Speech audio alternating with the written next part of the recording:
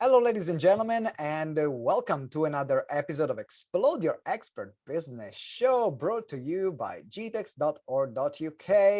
My name is Simone Vincenzi, and I'm your host. And this is the podcast for experts who want to grow their businesses while making an impact and making a difference in the world. We're live a few times a week. We are releasing episodes a few times a week. Sometimes it's a solo episode where I share some of the behind the scene, what's happening in GTeX and what's working right now. Sometimes we give you a case study or a particular client's results to see how they actually achieve those results. And other times, like today, we have an incredible guest talking about, in this case, publicity and how to scale your brand to publicity and influence. So that's going to be the topic of the day. But before I introduce our special guest today, I wanted to remind you about our expert business checklist. So if you are a bit confused in your expert business about what to do, what to prioritize, it feels there is never enough hours in the day and you don't know what to go, what products to launch, how to launch them, where to spend your time in your business, then this checklist is a godsend, is actually what you're looking for. Because we have created an assessment where you can go through it, answer all the questions, tick all the boxes that you have and the things that you don't, and then it will give you a personalized assessment of where you are and what you should focus on in your business. Because at every stage, there are different things that you should be focusing on. What you focus on when you're starting out is different from what you're focusing on when you're running your business after 10 years. So that's why the expert business checklist has been created. So make sure you scroll down in the show notes, get your copy right now and download it. It is absolutely free.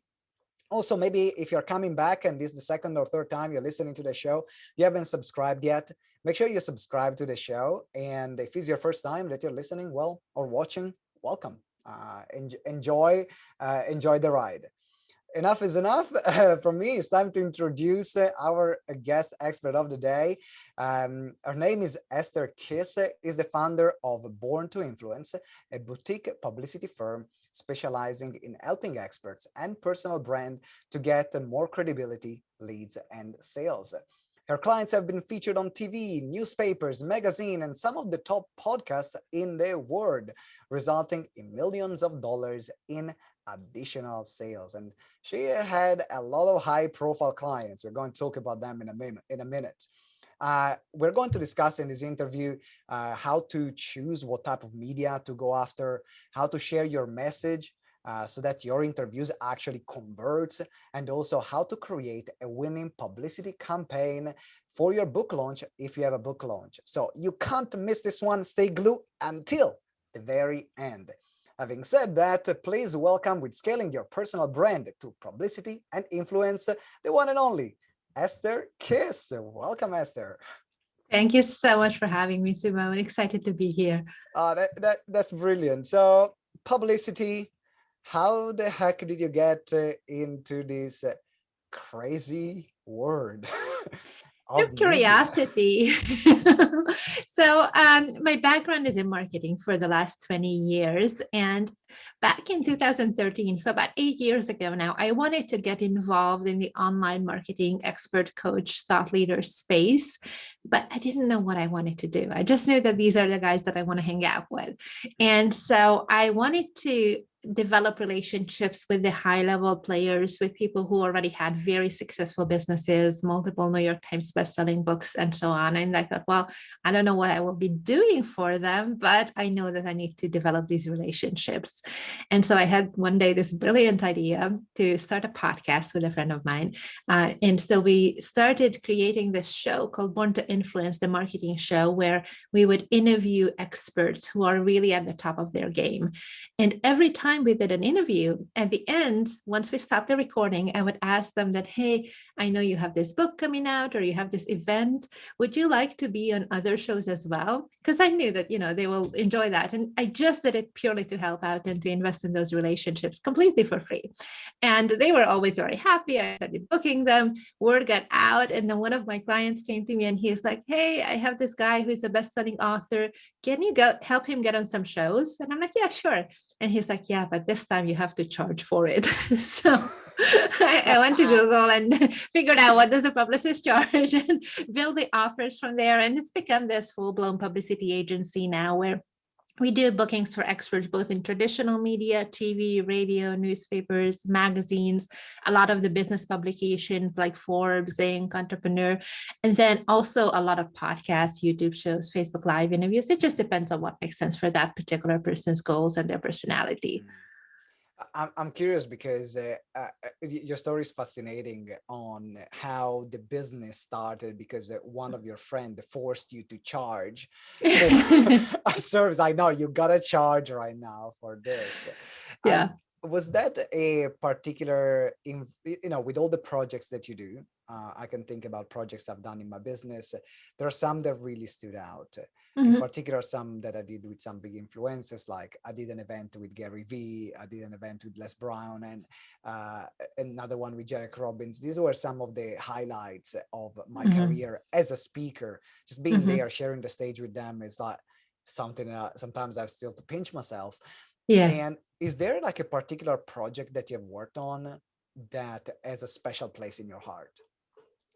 Definitely. Well, Gary Vaynerchuk would be a great example. I got to work on his last book launch, but also I really enjoy working with people who have a really strong track record in their business. They have a good online component, they have a well-converting offer, but they haven't done much publicity before, or perhaps not any. So an example would be Ryan Levesque, who I did the publicity for both of his book launches for Ask and Choose.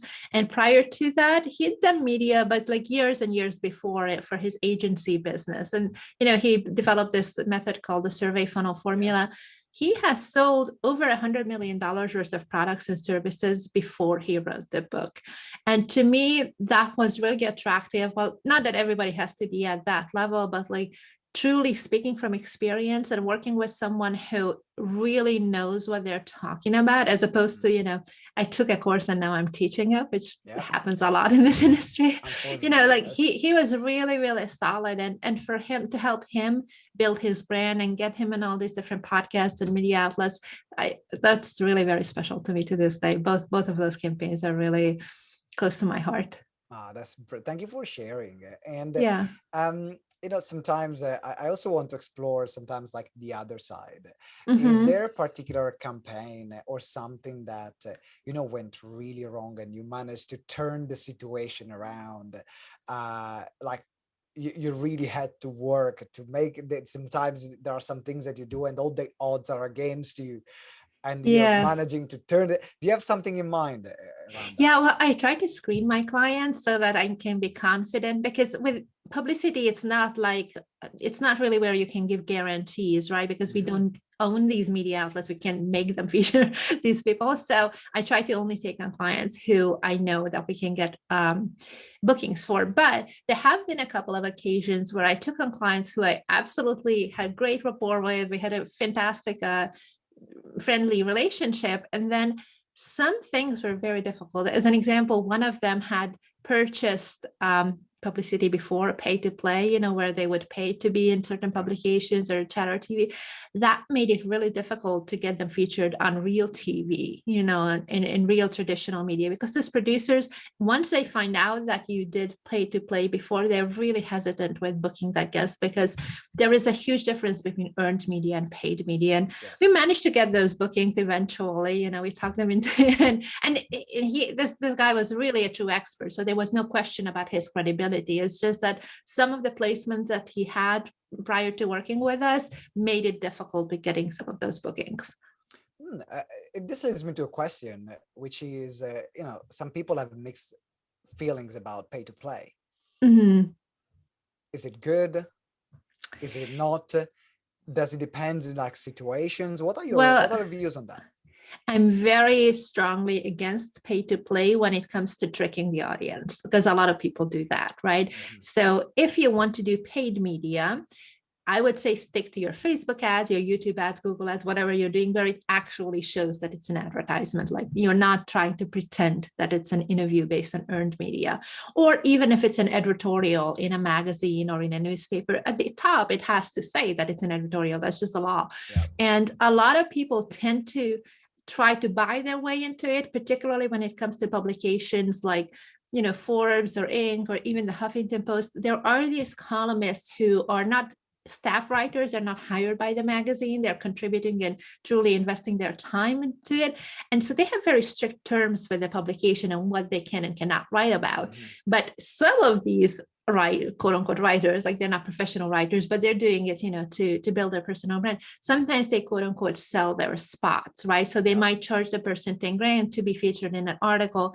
The minute they get found out, which they will, that column gets taken down. Now you're out of money and you have nothing to show for it. So I'm completely against that type of pay to play. If you want to pay for something, then disclose that it's an ad. But that said, using paid media can be very useful in combination with publicity when you do it the right way. So as an example, if you have TV clips and you want to run it as a video views ads in your retargeting campaign, or put your podcast interviews or your magazine articles in your onboarding sequence, in your emails, share it on social media and run ads to that will earn you a lot of brownie points with those producers and editors too, because they want more eyeballs on their publications and on their channels. And at the same time, you're actually building your credibility with your audience. It tends to shorten the sales cycle, and it drops your client acquisition cost by as much as 90%, because you build it becomes trust. a win-win for the publications and for you.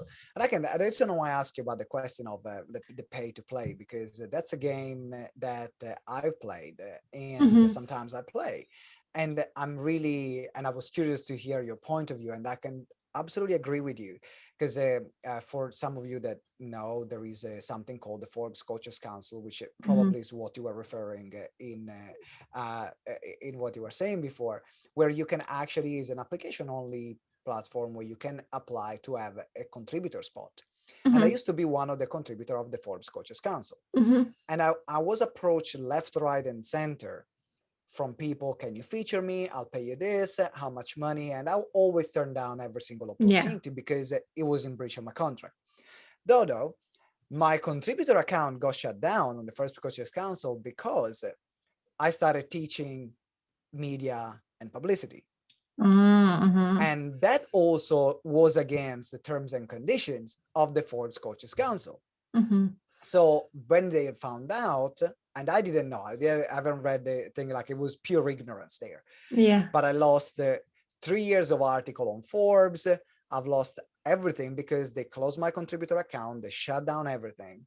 And that because I was in breach of contract. So you need to be aware that in this platform, even if you are paying to contribute, the moment you do something against the terms and conditions and so on, they can shut your account, and there is no track record of what you've done. Well, if there is someone else like a publicist or a journalist or an editor that features you, is always going to be there. And that's exactly the bigger difference. A great conversation. Sometimes like it still hurts when I talk about this, because I'm like, Forbes article. I didn't know that this happened, but you know what? It can be very painful, because like, think about every single article that you've written prior to this article or this column being taken down. You shared those links in a million different places, and now to try to track that, because all of those links are broken. Because also, as you mentioned, I was putting them in my email sequences, and so when someone uses my article on Forbes, this is my next article on Forbes, and I had about like 15, 20. And this is my next article on Forbes, this is my next one. And so the emails of people that I was receiving, hey, I cannot find the article, I cannot find the article. I'm with you. It's embarrassing and it's annoying too to deal with. You know what though? It's what you can do, like not only for this type, like ideally you don't get into this situation, but in general, sometimes articles get taken down for whatever reasons. Like there could be, it's not timely, they're redoing the website, whatever. There is a Chrome extension, and I'm trying to think of, I'll look up the name of it for you, but it basically lets you take a screenshot of the entire page. Yes, yes, And you yes. can save it as a PNG file, so as an image file, or as a PDF. And that way you can always have proof that that article actually was real, it was on the website. And not only for proof, but also sometimes logistically, it's just easier to deal with an image file or a PDF file of your own rather than linking in something onto another website that may be updated in, in the coming That's such a months or good years. tip. That's such a Mhm. good tip. And I have one, which I'm looking at my Chrome extension right now. It's called the Easy Screenshot. Oh, okay. And there are a few, but if you type like on Google Chrome extension screenshots, there are a Mhm. few of these. The one I use Yeah, is Easy Screenshots. If I knew it before, I would have screenshotted those pages. But hey, the past is the past, the future is the future. We move on. that's right. And the next question that I have for you is now, if someone needs to understand what types of media to go after, so how do you choose the right media if you are doing, for example, if you're looking for a certain kind of publicity, maybe it's for a book and maybe is Mhm. for yourself, for your personal brand. What are your thoughts on this?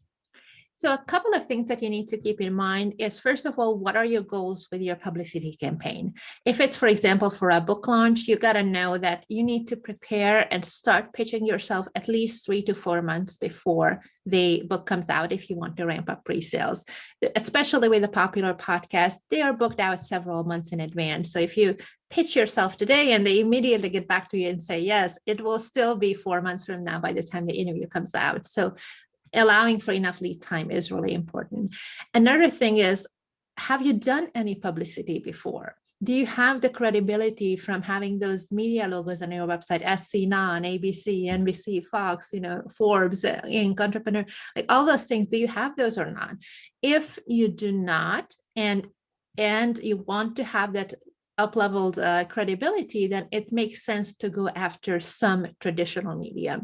If you have a niche offer, like for example, you're teaching how to do Facebook ads or something that's not really interesting to the general public, you may be better off doing podcasts or generally online media, but particularly podcasts that are much smaller audiences, but they're really, really niched. So if you're looking to get clients and customers, and that's your ultimate goal with your publicity campaign, then go after podcasts.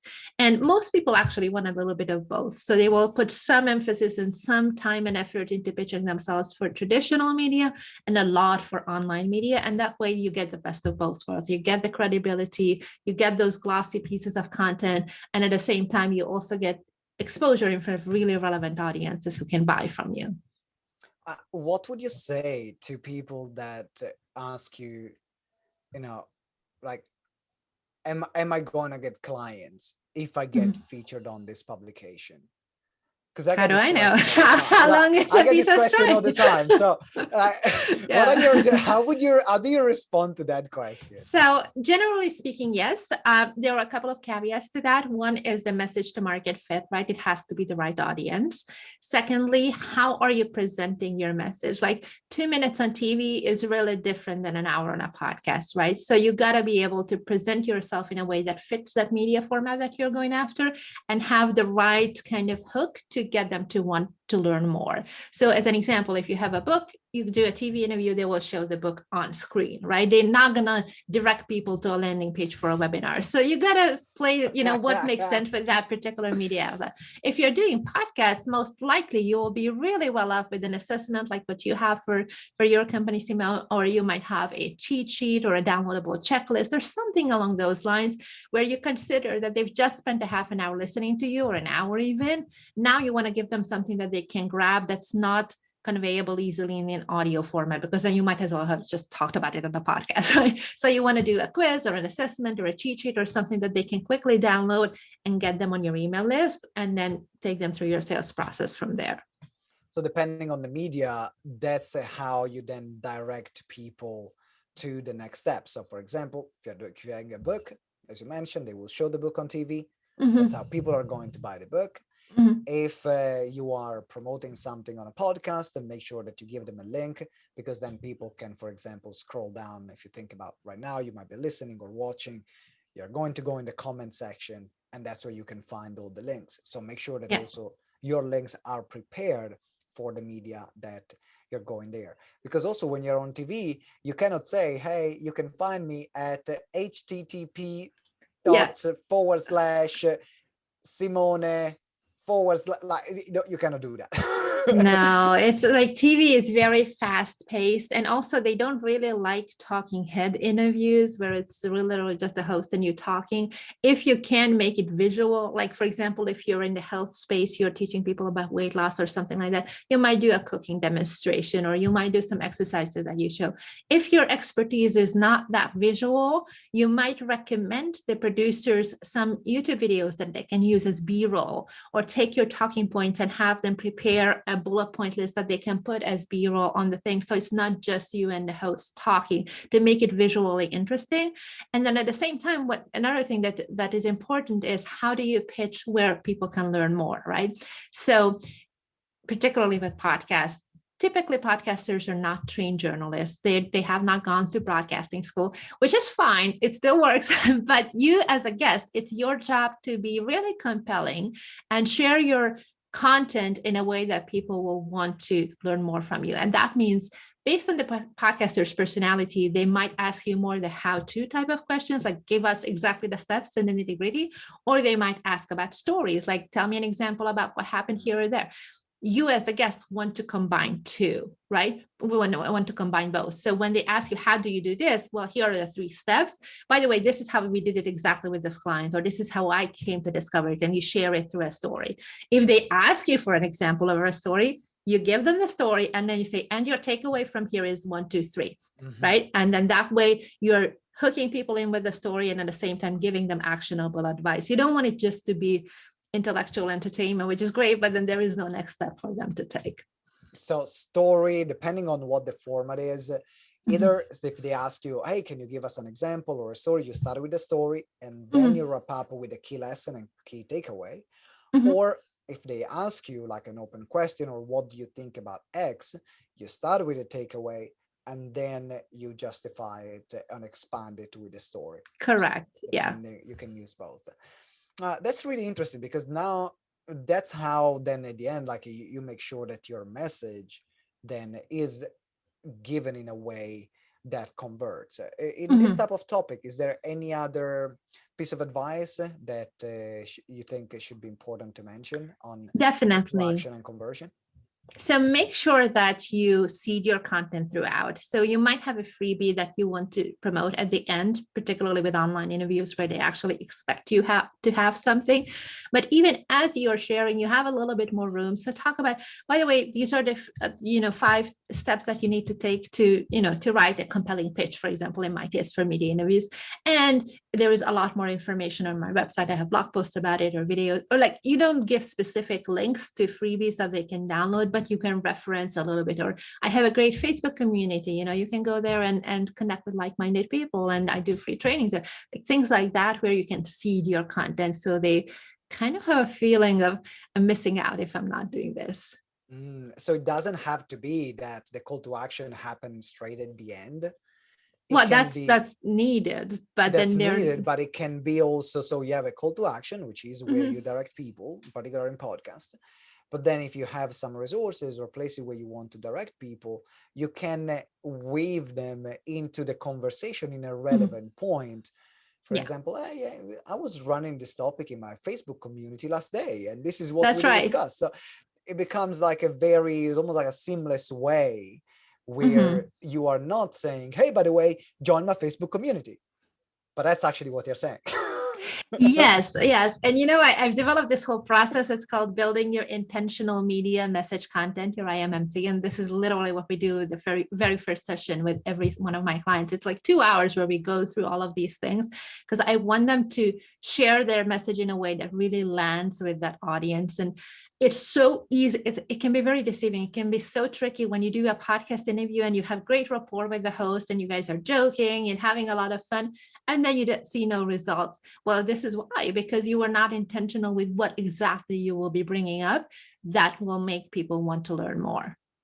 That's awesome. So now I want to move on to the last question I have for you Yeah. today, which is around creating a publicity campaign. So Mhm. far we talked about what type of media to choose.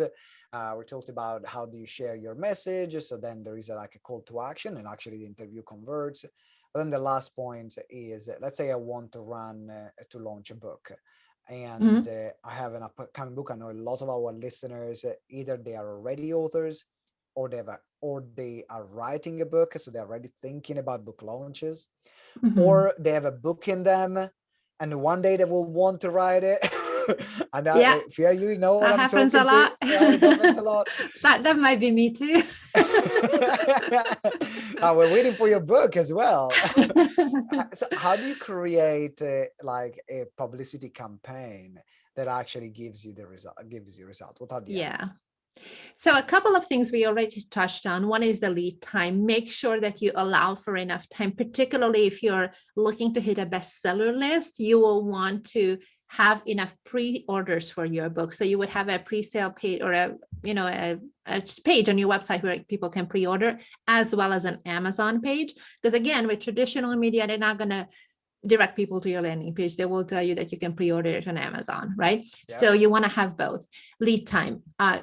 Figuring out what can I offer that is not in the book that will want people to take the next step beyond the book to get you with your, get with you regarding your coaching programs or your events or software or whatever you're selling behind the book. So this is really important to have those kinds of content upgrades that you're referencing in the book, and then make that as an attractive thing while you're promoting the book as part of your publicity campaign. So for example, if I were to do a podcast interview and I'm promoting this book, hey, by the way, we can give away 10 copies to your audience free of charge, completely, not even free plus shipping, just really free, or give them the first chapter, or the audiobook version is downloadable and they can get it with this coupon code, or here's a meditation that you can get and download from my website, like things like that that normally would not be available to the general public for free. You can combine it and incentivize them so that they want to buy now or pre-order now, even though they're not going to have the book for a while. And then the third one is make sure that you're amplifying your publicity interviews with either paid advertising or at the very minimum to share it through your social media and emails.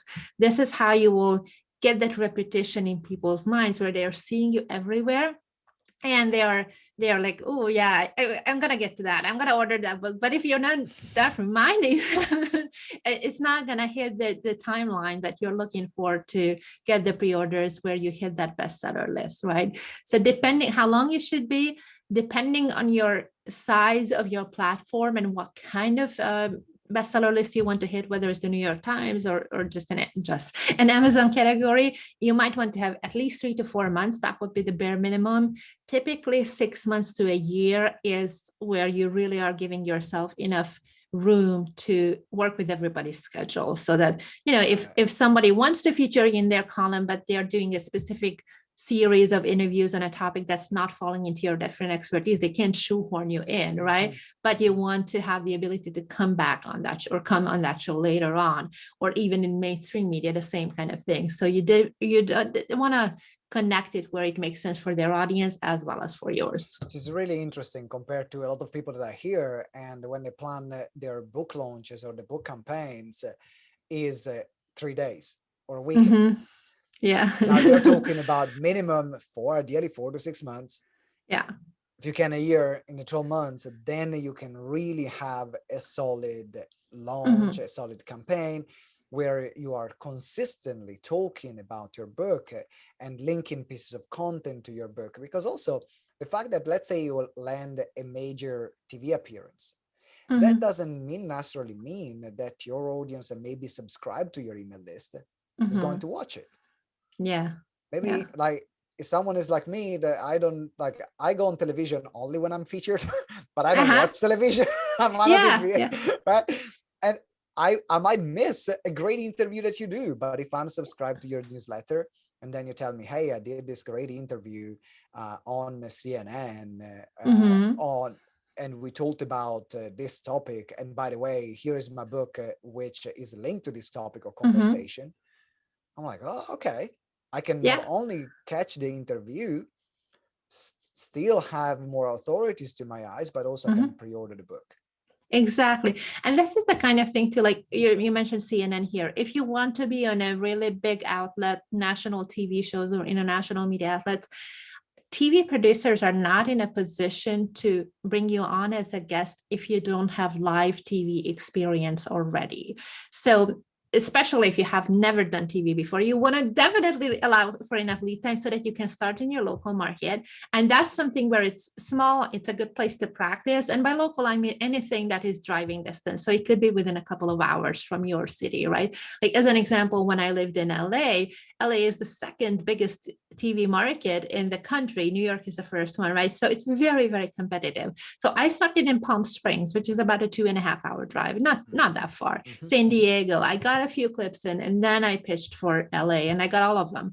But you got to kind of like build your way up with traditional media, and then you can go for the national shows. That's a very great point. And also, you want to be ready. Now, Yeah.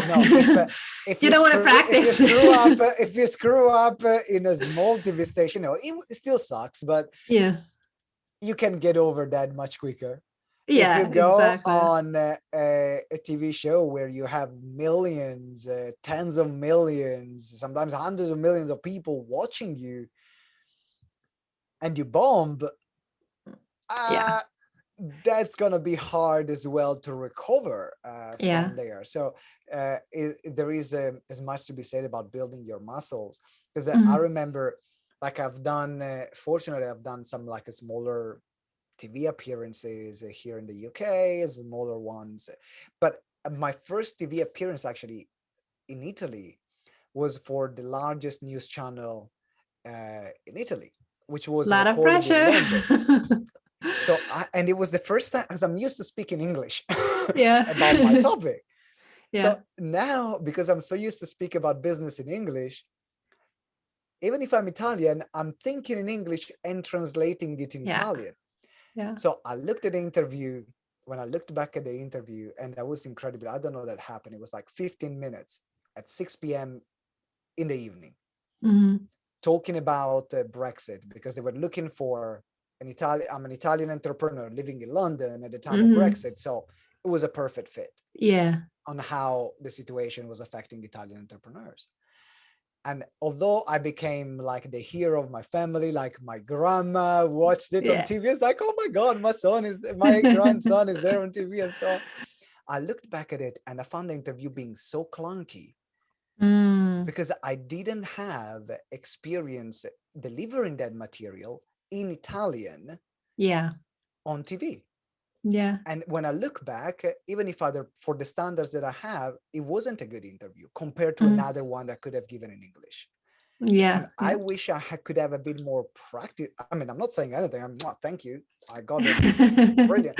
yeah, But that goes the importance of practicing your material, knowing your material, and becoming comfortable in that absolutely. back and forth that happened with a host. Yeah, and this is another thing too, that typically, unless it's a political show, they don't want to butt heads with the guests. They really want to make it so that it's a good experience for everybody. And usually they will ask for your talking points ahead of time. And sometimes I've Yes, had this where yes. they actually give you the questions like right on the spot. These are the exact questions that they can ask you.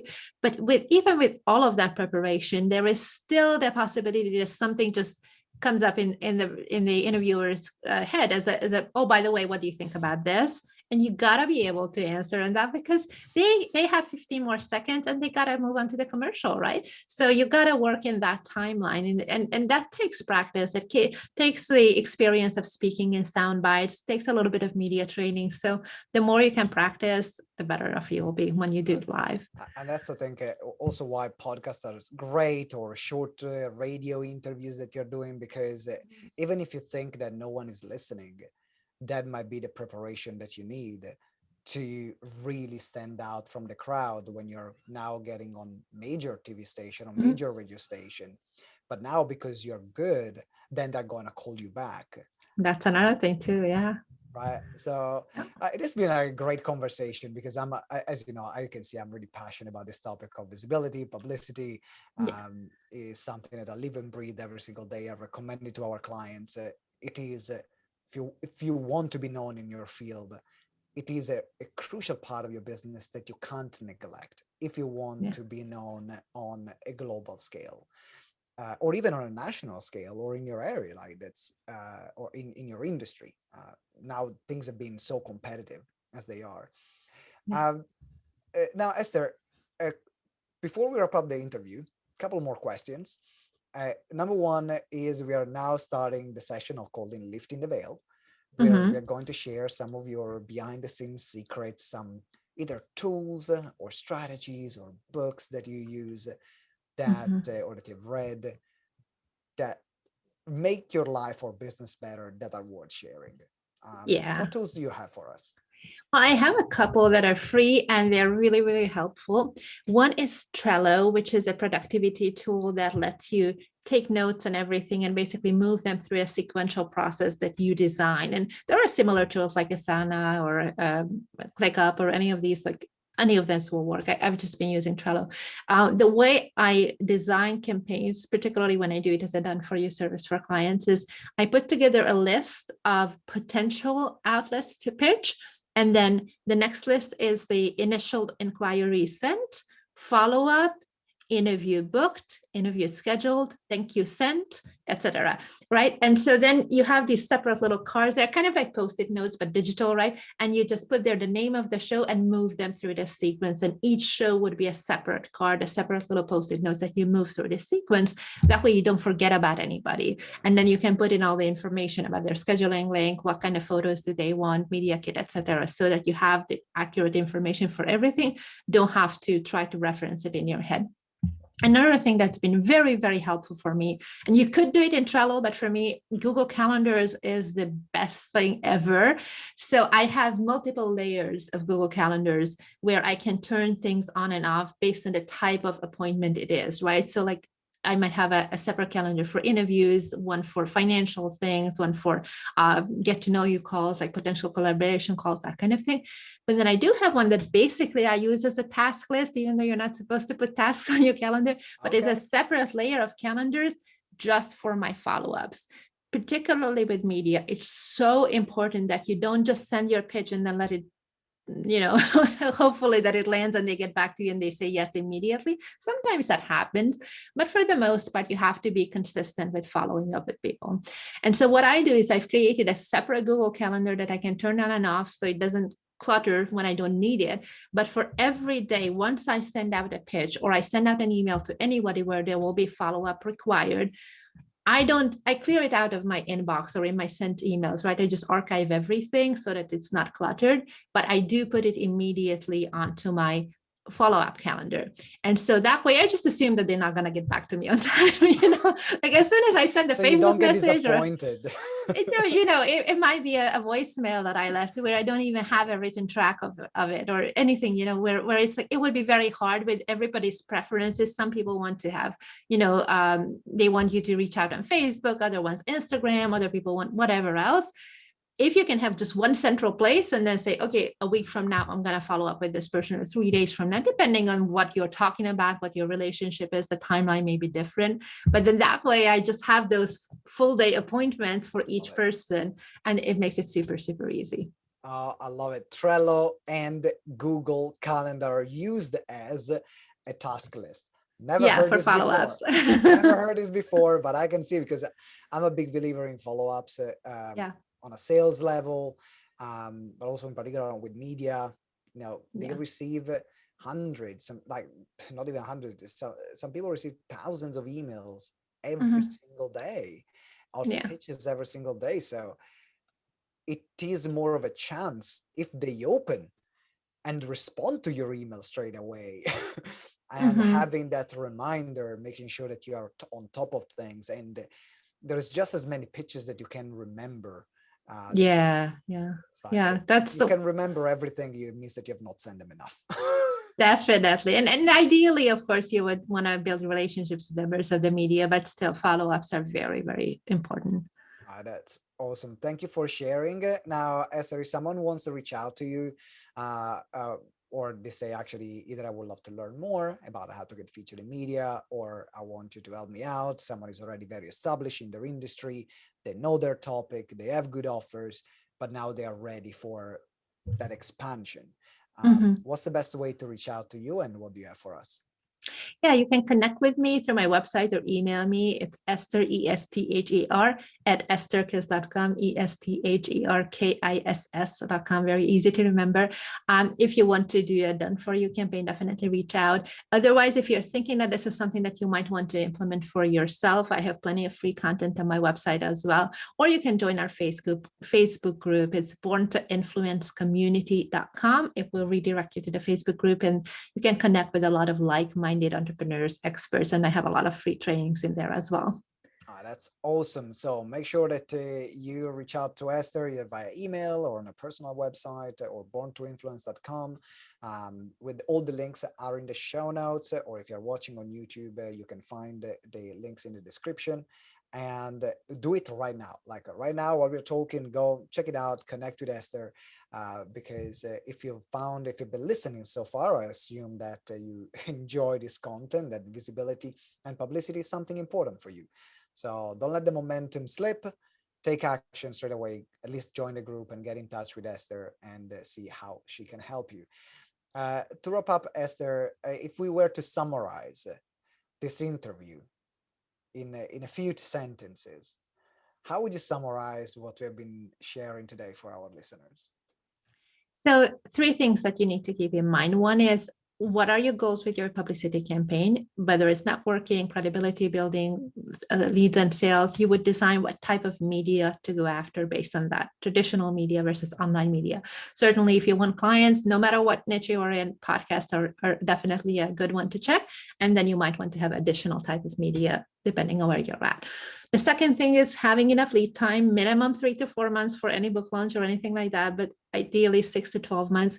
Generally speaking, you would want to ideally have publicity as your ongoing efforts, because there's always new topics to talk about. There is new things that are changing in your industry, and you want to be, if you don't do it, you're falling behind compared to your competition, right? So you want to be seen as someone who is on the top of your field, and having platforms where you can share your knowledge will certainly help with that.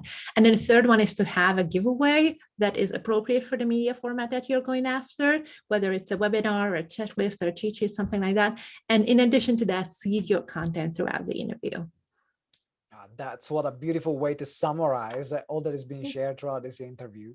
And thank you, Esther, for being with us today. It's been an absolute pleasure. If you're watching or listening, make sure you reach out to Esther. And thank you for being with us. Thank you so much. All right, ladies and gentlemen, thank you for watching. Thank you for listening. And what an interview. What an incredible interview. If you haven't subscribed to the show, make sure you subscribe straight away. And then if you haven't left a review, then it is really important. It really helps the show. It's good for the guest because they know the impact that you're having. So if there is something from this interview that really stood out to you, leave us a review and let us know what stood out in particular. What did you enjoy about the show?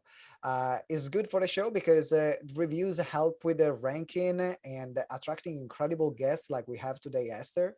And also, they are good for my ego.